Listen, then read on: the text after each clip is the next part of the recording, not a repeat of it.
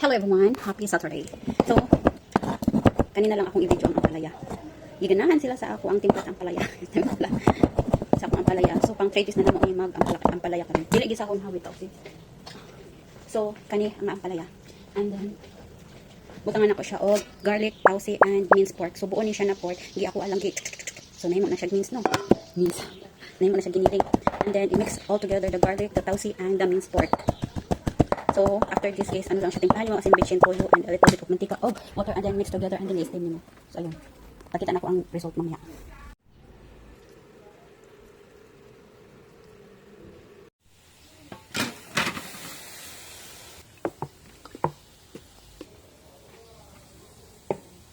Diba?